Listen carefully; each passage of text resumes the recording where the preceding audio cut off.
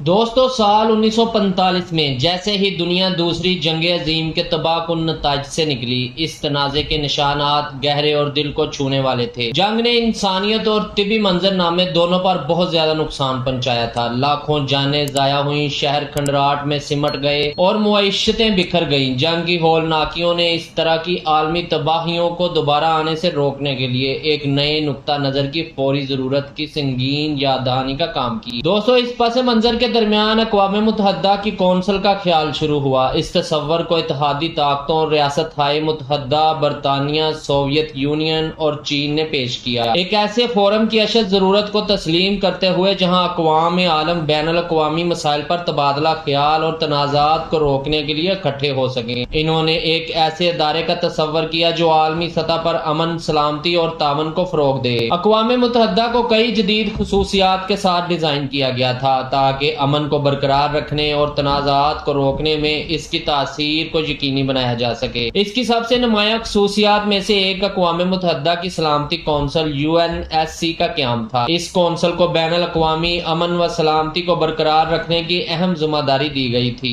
इसे आलमी अमन को लाहक खतरात से निमटने के लिए इज्तमाई इक़दामात करने का इख्तियार दिया गया, जिसमें जरूरत पड़ने पर फौजी ताकत का इस्तेमाल भी शामिल है। दोस्तों, UNSC 5 मुस्तकिल अरकान पर मुश्तमिल था। रियासत हाय मुत्तहदा, अमेरिका, बरतानिया, सोवियत यूनियन जो अब रूस है, फ्रांस और चीन, हर एक के पास वीटो पावर है। इस वीटो पावर ने 5 मुस्तकिल अरकान में से किसी को भी किसी भी ठोस करारदाद को ब्लॉक करने की इजाजत दी, कता नजर इसके कि इसे दूसरे अरकान की हमायत हासिल हो। ये खसूसियत बड़ी ताकतों के तावन को यकीनी बनाने और कौंसिल के फैसलों पर किसी एक कौम को गलबा पाने से रोकने के लिए मुतारफ कराई गई थी। मजीद बना अक़वाम मुत्तहदा ने जनरल असम्बली को मुतारफ कराया, जहां तमाम रुकन मुमालिक मुख्तलिफ बैनुल अक़वामी मसाइल पर बातचीत और सिफारिशात पेश करने के लिए इकट्ठे हो सकते हैं। अगरचे जनरल असम्बली के फैसले कानूनी तौर पर पाबंद नहीं होते हैं, लेकिन इनका इखलाकी और सियासी वजन बहुत ज्यादा होता है, जिससे आलमी गुफ्तगू की तश्कील होती है और तावन को फरोग मिलता है। दोस्तों, अक़वाम मुत्तहदा के ढांचे और असूलों को तश्कील देने और अपनाने का प्लेटफार्म अक़वाम मुत्तहदा की बैनुल अक़वामी तंजीम पर कॉन्फ्रेंस थी, जिसे फ्रांसिस्को कॉन्फ्रेंस भी कहा जाता है। 25 अप्रैल से 26 जून 1945 तक सान फ्रांसिस्को कैलिफोर्निया में मुनक्कद होने वाली इस कॉन्फ्रेंस में 50 इत्तेहादी मुमालिक के नुमाइंदों ने शिरकत की। इन्होंने अक़वाम मुत्तहदा के चार्टर का मसवदा तैयार करने के लिए तंदई से काम किया, एक दस्तावेज जिसमें अक़वाम मुत्तहदा के मकासद और असूलों और तंजीमी ढांचे का खाका पेश किया गया था। दोस्तों, सान फ्रांसिस्को कॉन्फ्रेंस के इख्तिताम पर अक़वाम मुत्तहदा के चार्टर पर 26 जून 1945 को 50 मुमालिक ने दस्तखत किए थे।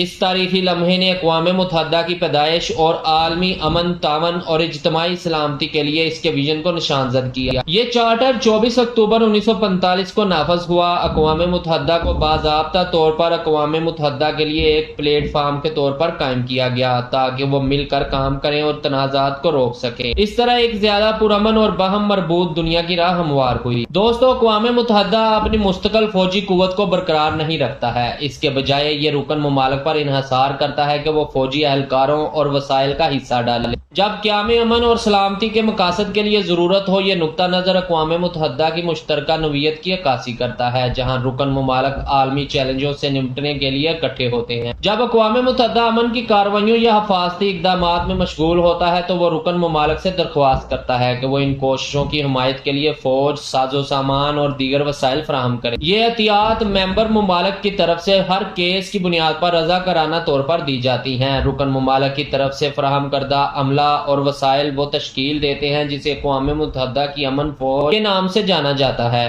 दोस्तों, इन अमन दस्तों की तश्कील सूरत हाल और ऑपरेशन के मैंडेट के लिहाज से मुख्तलिफ हो सकती हैं। रुकन मुमालिक इस्तेहकाम को बरकरार रखने, शहरियों की हिफाजत, जंग बंदी की निगरानी और तनाज़ात के बाद तामीर नौ की हिमायत जैसे कामों में मदद के लिए फौजी एहलकारों, पुलिस अफसरान और बाज़ औक़ात सिविलियन माहिरीन का तावन करते हैं। दोस्तों, अक़वाम मुत्तहदा की अमन की कार्रवाइयों में तावन अक़वाम मुत्तहदा की सलामती कौंसिल कौंसिल की इजाजत के तहत किया जाता है, जो बैनुल अक़वामी अमन और सलामती को बरकरार रखने की जिम्मेदार है। सलामती कौंसिल अमन दस्तों की तैनाती, मिशन के मैंडेट और इन मखसूस कामों के बारे में फैसला करती है जिनकी फोर्सेज से तवक्का की जाती। दूसरी जंग अजीम के बाद जब दुनिया लड़ाई से थक चुकी थी और देर पर अमन चाहती थी, अक़वाम मुत्तहिदा ने हालात को बेहतर बनाने के लिए कदम रखा। अक़वाम मुत्तहिदा दोस्तों के एक ग्रुप की तरह बन गया। मुख्तलिफ ममालिक लड़ाइयों को रोकने और अमन बरकरार रखने के लिए मिलकर काम कर रहे थे। अक़वाम मुत्तहिदा में बंदूक और हम इस्तेमाल करने के बजाय अल्फाज इस्तेमाल करने लगे। इन्होंने मसाइल के हल के लिए बातचीत और गुफ्तो शनीद की। मिसाल के तौर पर 1962 में क्यूबा के मिसाइल बहरान के दौरान अमेरिका और सोवियत यूनियन ने एक बड़ी जंग से बचने के लिए अक़वाम मुत्तहिदा में बात की। अक़वाम मुत्तहिदा ने अमन दस्तों को इन जगहों पर भेजा जहां लड़ाइयां हुई। ये अमन दस्ते रेफरी की तरह थे, इस बात को यकीनी बनाते हुए कि कोई भी लड़े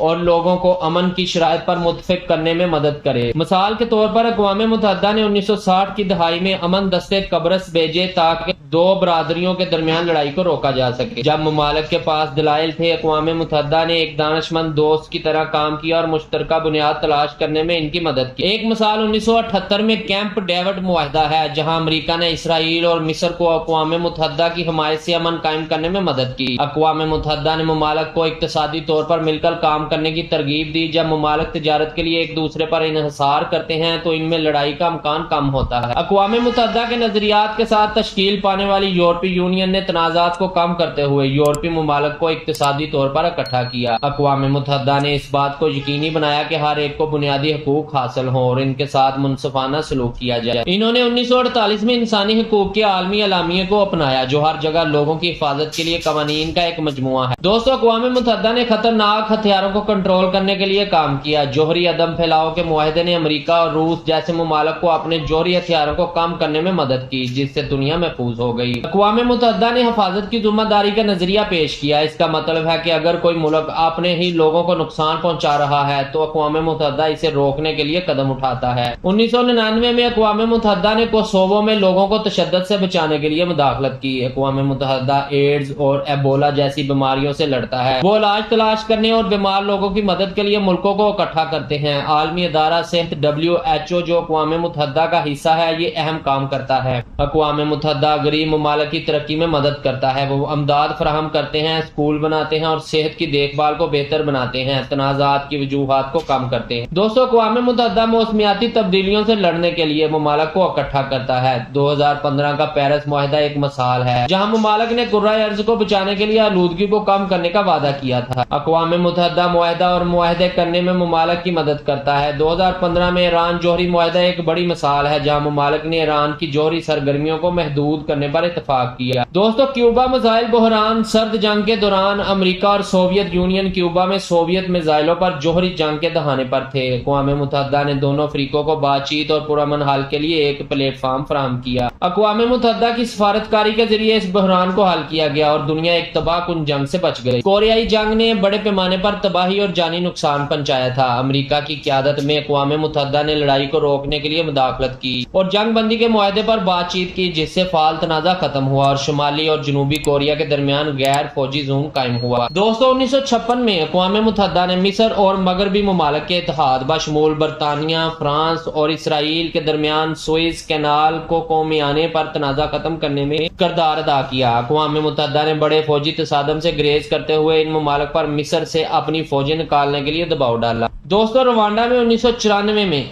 रवांडा की नस्ल कुशी ने मुख्तलिफ नस्ली ग्रोहों के दरमियान मुकम्मल पैमाने पर जंग में इजाफे का खतरा पैदा कर दिया। अक़वाम मुत्तहिदा ने सलामती और इंसानी इमदाद फराहम करने के लिए अमन दस्तों के साथ मुदाखलत की, मजीद कशीदगी को रोकने और इस्तेहकाम की बहाली में मदद की। दोस्तों, बोस्निया और हर्जेगोविना में अक़वाम मुत्तहिदा की अमन मिशन ने तनाज़ात को मुनज़्ज़म करने और मजीद तशद्दुद को रोकने में मदद की। डेटन मुआहदा अक़वाम मुत्तहिदा की सालसी में जंग का खात्मा हुआ और अमन की बुनियाद रखी। दोस्तों, 2002 में अक़वाम मुत्तहिदा ने एक जालमाना खाना जंगी के खात्मे में मदद के लिए सेरा लियोन में अमन फौज भेजी। इन फोर्सेज ने बागी ग्रुपों को गैर मसल्ला करने और इस्तेहकाम की बहाली में अहम किरदार अदा किया। 1999 आज़ादी के लिए रेफरेंडम के बाद तैमूर लेस्ते में तशद्दुद फूट पड़ा। अक़वाम मुत्तहदा ने अमन दस्तों के साथ मुदाखलत की, अमन बहाल करने में मदद की और मुल्क की हतमी आज़ादी की राह हमवार की। दोस्तों, अक़वाम मुत्तहदा ने 1988 में ईरान और इराक के दरमियान जंग बंदी में सालसी और बातचीत में किरदार अदा किया, जिससे 8 साल तक जारी रहने वाली तबाहकुन जंग का खात्मा हुआ। दोस्तों, 1960 में अक़वाम मुत्तहदा ने जमहूरिया कांगो में अमन फौज भेजी ताकि सियासी बहरान के दौर में मुल्क को मुस्तहकम करने और तनाज़ा को मजीद बढ़ने से रोकने में मदद मिले। दोस्तों, 2013 में अक़वाम मुत्तहदा ने माली में एक अमन मिशन को इख्तियार दिया कि वो इंतहा पसंद ग्रोहों का मुकाबला करने और मुल्क को मुस्तहकम करने में मदद करे। बगावत के बाद मुल्क को अफरा तफरी में डालने का खतरा था।